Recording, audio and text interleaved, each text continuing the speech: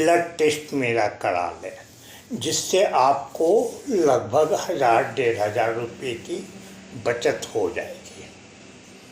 उसी प्रकार ये मानसिक रोग एक ऐसा रोग है जिसमें मेरा सुझाव ये है कि आप एलोपैथिक दवाई को से ही इसका निवारण हो सकता है। दूसरा निवारण का तरीका है योगा और मेडिटेशन, लेकिन चूँकि हम लोग फ्री नहीं होते हैं, हम लोगों को या तो पढ़ाई करना है या काम करना है या स्कूल जाना है या ऑफिस जाना है, इसकी वजह से योगा और मेडिटेशन से हम लोग नहीं इस बीमारी को दूर करना चाहेंगे। दुनिया में जितनी भी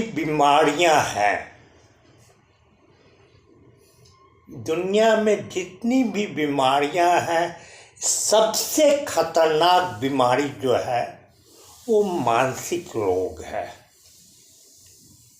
और दुर्भाग्यवश मैं 92 में मेंटल पेशेंट हो गया। आज 33 साल हो गए हैं। मैं बराबर दवाई लेता हूँ और मेंटेन करके रखता हूँ। बराबर साइकियाट्रिस्ट के पास जाता हूँ हर एक महीने में, और वो जो दवाई लिखते हैं उसको मैं खाता हूँ।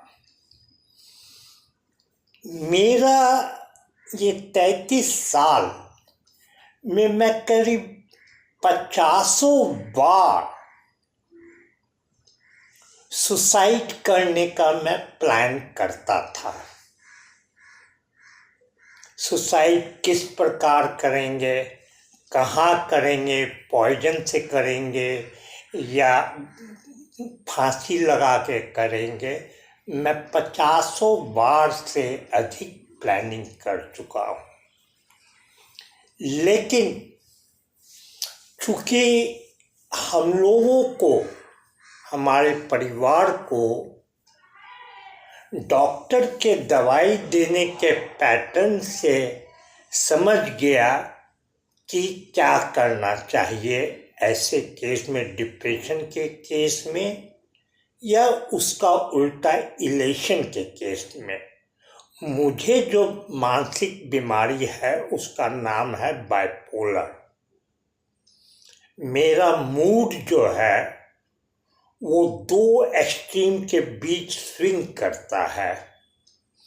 एक समय मैं अपने को राजा फील करता हूँ और एक समय मैं अपने आप को महसूस करता हूँ कि अब मैं जी नहीं पाऊँगा और मुझे जान अपना ले लेना चाहिए। लेकिन चूँकि मेरे परिवार वाले समझ गए हैं, इसमें मानसिक रोगी का सबसे बड़ा प्रॉब्लम है कि वो व्यक्ति को नहीं पता चलता है कि वो मानसिक रोगी है। इसमें माता पिता को या हस्बैंड को वाइफ के विषय में या वाइफ को हस्बैंड के विषय में, उन पर निर्भर करता है कि आप जो है मानसिक रोग को किस प्रकार टैकल कर पाएंगे। जब बच्चों में एबनॉर्मल बिहेवियर देखा जाए, जब हस्बैंड या वाइफ में एबनॉर्मल बिहेवियर देखा जाए, उस केस में माता पिता को जो है वो समझना चाहिए कि कुछ गड़बड़ है और वो साइकियाट्रिस्ट के पास जावे और उनसे अपने बच्चों को दिखावे या हस्बैंड वाइफ को लेके जावे साइकियाट्रिस्ट के पास या वाइफ जो है हस्बैंड को साइकियाट्रिस्ट के पास ले जावे। इसके अलावा मानसिक रोग का कोई इलाज नहीं है। मानसिक रोगी, चूंकि मुझे 33 साल का खुद का अनुभव है कि हम लोगों को नहीं पता चलता है किस स्टेज में है हम।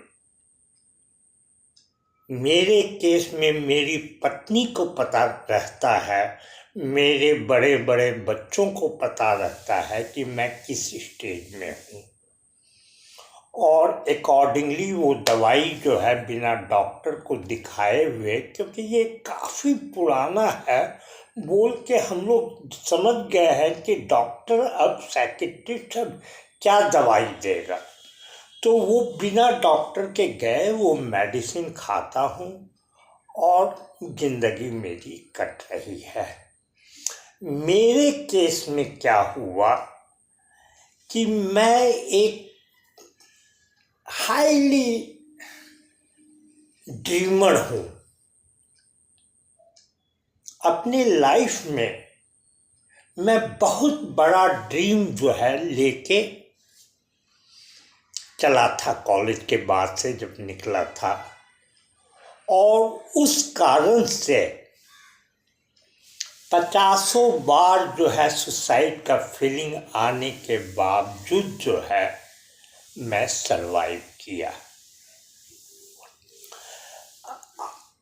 इसमें क्या होता है, चूंकि मानसिक रोगी,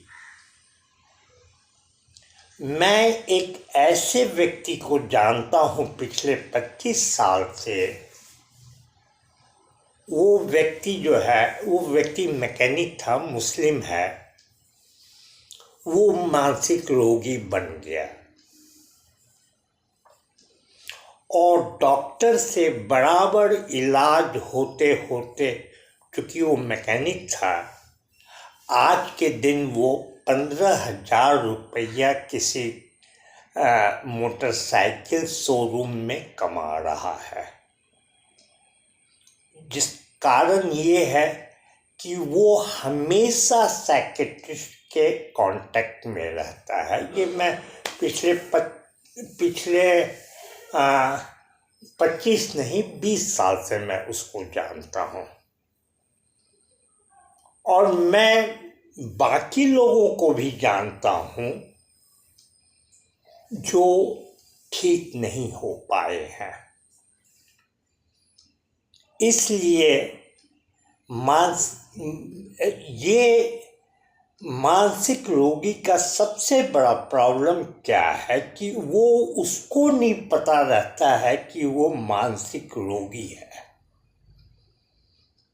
क्यों? क्योंकि आपको अगर मान लीजिए कहीं पैर में चोट आ गई या आपका पेट गड़बड़ है या आपका जो है कहीं भी कोई तकलीफ है, तो वो आप महसूस करते हैं। मानसिक रोगी के साथ ऐसा नहीं होता है। इसीलिए इसको जो है दुनिया का सबसे बड़ा बीमारी मानना चाहिए। आप अगर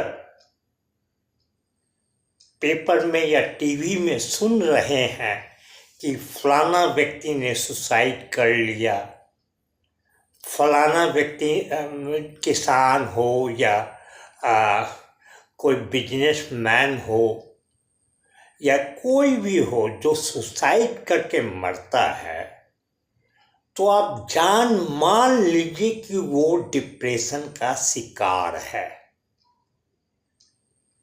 और उसको जो है ठीक से उसके माता पिता या हस्बैंड वाइफ नहीं समझ पाए उसके एबनॉर्मलिटीज को, उसके एबनॉर्मल बिहेवियर को, इस वजह से अगला सुसाइड करता है।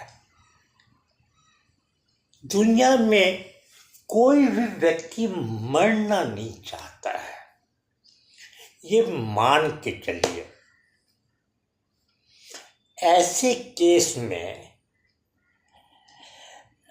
मानसिक रोगी का और एक बड़ा प्रॉब्लम है, क्योंकि उसको बीमारी दिखलाई नहीं पड़ती है तो वो महसूस नहीं करता है और वो दवाई छोड़ देता है। और जब दवाई छोड़ता है तो ये एक खतरनाक स्टेप है। ये खतरनाक, दवाई छोड़ना एक खतरनाक स्टेप है। इसमें परिवार वालों को, माता पिता को या हस्बैंड वाइफ को ये इंश्योर करना पड़ता है कि पेशेंट के नॉलेज के बगैर भी उसको दवाई पड़ता रहे। और अगर ऐसा होता है तो वो व्यक्ति अपना नॉर्मल मौत मरेगा।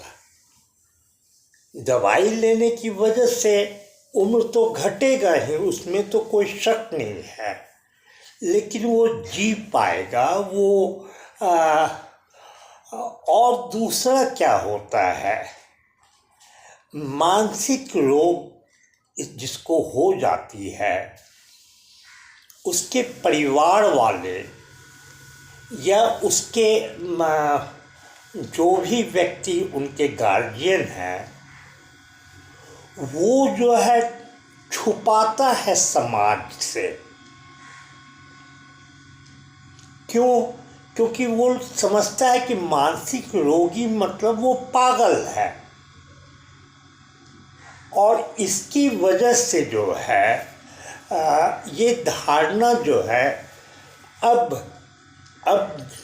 पूरे भारतवर्ष के पढ़े लिखे लोग, अनपढ़ लोग ये समझ जाएं कि और बीमारियों की तरह मानसिक भी, मेंटल हेल्थ भी एक बीमारी है और इसमें कोई पागलपन का नौबत नहीं है।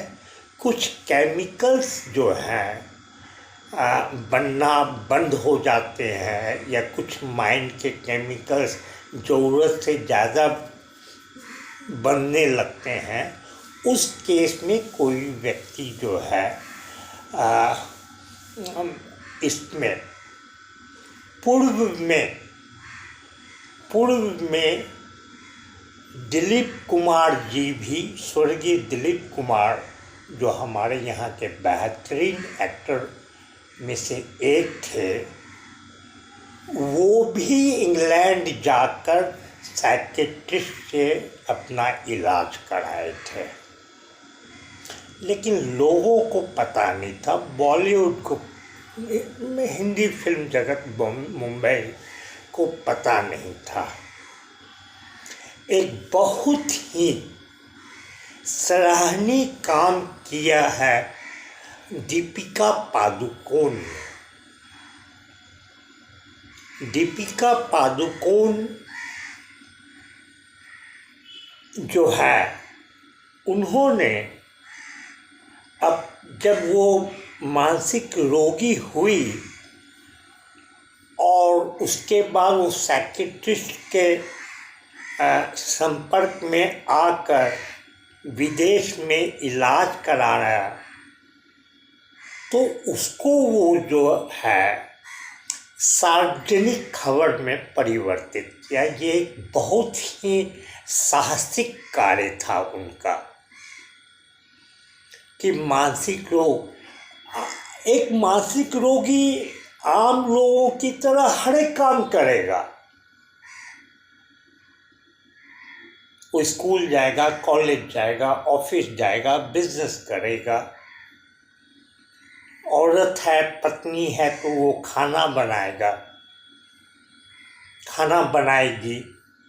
और अगर जो है हस्बैंड है तो ऑफिस वाले हैं तो वो ऑफिस जाएगा। लेकिन उसके बिहेवियर में जब अंतर पड़ता है और सामने वाले को महसूस होता है कि वो कुछ एबनॉर्मल तरीके से बिहेव कर रहे हैं मूड की वजह से, तो ये पूरी की पूरी जिम्मेदारी जो है मानसिक रोगी का है कि केस में क्या है, ये परिवार का सहयोग है। अगर परिवार का सहयोग मिलेगा तो आप जो है कभी भी प्रॉब्लम में नहीं रहेंगे, इवन मानसिक रोग होने के बाद। मैं चाहता था कि इसको बाद में टैकल करूं, इस बीमारी को, लेकिन एक ऑडियंस के निवेदन पर मैं इसको आज जो है लिया। पहले मैं गलती कर रहा था अपने एपिसोड में कि आप सब्सक्राइब करें या ना करें, लेकिन मेरे एपिसोड्स को शेयर जरूर करें। शेयर जरूर करें, ये हेल्थ का मामला है। मैं कोई राजनीतिक इशू को लेकर नहीं बैठा हूँ, लेकिन अब मैं चाहता हूँ कि आप मेरे एपिसोड को लाइक कीजिए, सब्सक्राइब कीजिए और ज़्यादा से ज़्यादा शेयर कीजिए। सब्सक्राइब भी करें, क्योंकि सब्सक्राइब करने से क्या होगा कि मैं कोई भी नया एपिसोड जब डालूँगा तो वो आपके मोबाइल पे आ जाएगा और आप उसको सुनेंगे। नहीं तो हो सकता है कि आप जो है मेरे एपिसोड्स को ना देखें, उतना महत्व ना दें।